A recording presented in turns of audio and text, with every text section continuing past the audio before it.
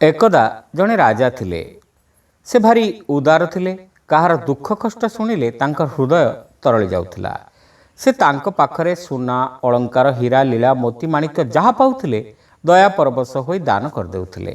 केबे काहाकू खाली हाथ रे फेराउ नथिले। थरे राजा रथरे बसी सहर गली दे जाउथिले।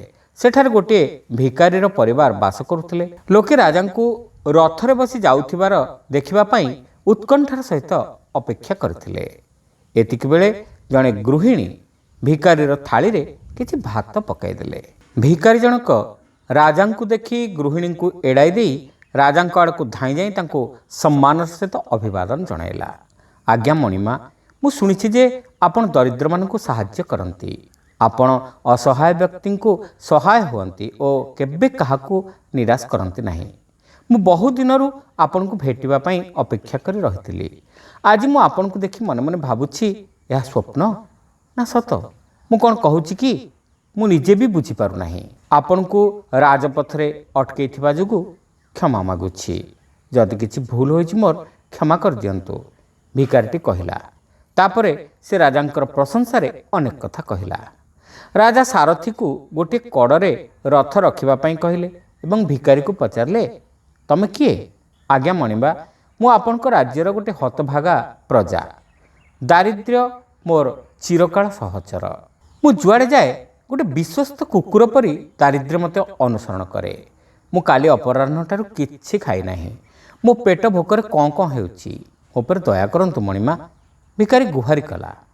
राजांकू देबा पई तम पाखरे किछि नाही, केवल तमर दुखर कहानी अछि। तमे मते किछि दियो, मते जहा अछि दियो। राजा कहिले आउ भिकारी सम्मुखरे निजर हाथ पाति देले। यह देखि भिकारीटी आश्चर्य होला। से कौन करिबो किछि बुझी पारला नाही। तार थाली को से चाहिला।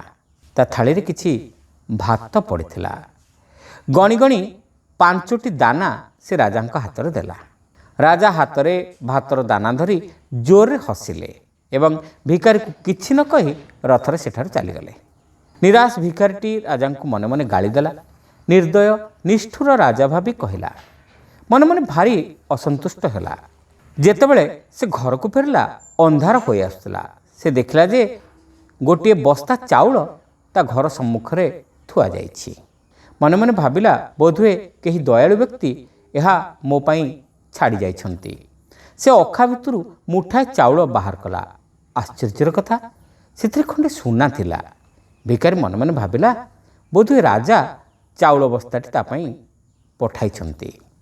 सेथिरे आउ किछि बोधुए थाई पारे। भिकारीटी एहा भाबी बस्तार थिबा चाउल को चट्टाण रे ढाली देला। सेथिरे थिला आउ 4 खंड सुना। 5टी दाना पई राजा 5 खंड सुना ताकू देइथिले।